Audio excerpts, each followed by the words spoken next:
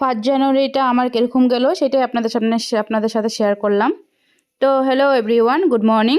তো এখন ভোর বেজে গেছে 6:30। কুয়াশা দেখো রাস্তাতে, 6:30 7টা হবে।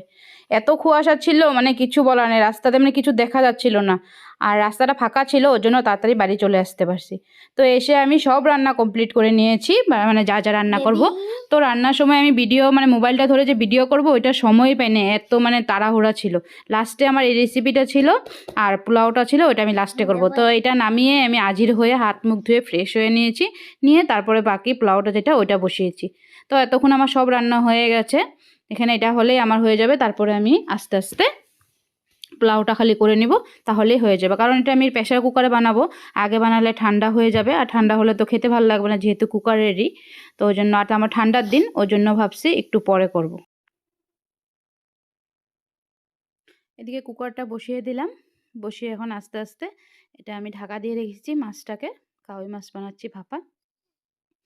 এখন এটাকে আমি পোলাওর ব্যবস্থা করব। এখানটা সব কিছু রেডি করে নিয়েছি, তেজপাতা। তো আমি বসিয়ে দিয়েছি। তো রান্নাগুলি যেহেতু আমি ভিডিও করতে পারিনি, তো রান্না হওয়ার পরে আমি তোমাদেরকে ভিডিওটা দেখাচ্ছি কী কী বানিয়েছি। তো এখানটা ডাল বানিয়েছি, মসুর ডাল, পাতলা করে একটু মসুর ডাল করেছি। এখানটা আছে বেগুন ভাজি, ডালের সাথে তো বেগুন ভাজি খুব ভালো লাগে। বেগুন ভাজি করেছি। আর সাথে আছে এখানটায় পনির, উপরে ক্রিম আর কারি পাতা দিয়ে দিয়েছি। মানে কারি পাতা না, কী পাতা ছিল এটা, কস্তুরি মেথি, কস্তুরি মেথি। হ্যাঁ, আর এখানটা চিকেন করেছি, একটু মাখা মাখা করে করেছি, কারণ অনেকগুলো পদ বানিয়েছি, তার জন্য এতটা আমি ঝোল রাখিনি গা, মাখা মাখা করে করেছি। আর এখানটায় যে কই মাছটা বানিয়েছিলাম ওইটা নামিয়ে নিয়েছি।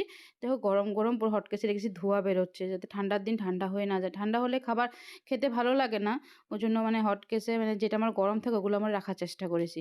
এখানটা আছে ডিমের কারি করেছিলাম, পাতলা করে পেঁয়াজ দিয়ে আর টমেটো দিয়ে কারি করেছিলাম। এখানটা স্যালাড কেটে নিয়েছি, শসা, লেবু, গাজর যা যা আছে এখানটা করে নিয়েছি। আর সাথে করেছিলাম তোমার আনারস দিয়ে চাটনিটা এত ভালো হয়েছে। ভিডিওটা তো আমি পরে করেছি, কিন্তু খাওয়া দাওয়া হয়ে গেছে, তারপরে আমি ভিডিওটা দিচ্ছি, কিন্তু সবাই বলছে চাটনিটা খুবই দারুণ হয়েছে।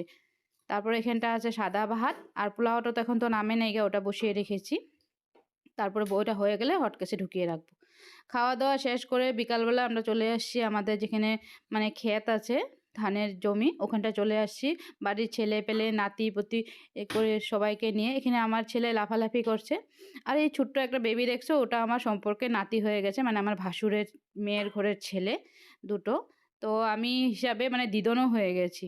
এই যে দুটো আমার নাতি। আর এখান থেকে দেখো আমার মানে যতটুকু লোকে দেখা যাচ্ছে ক্ষেত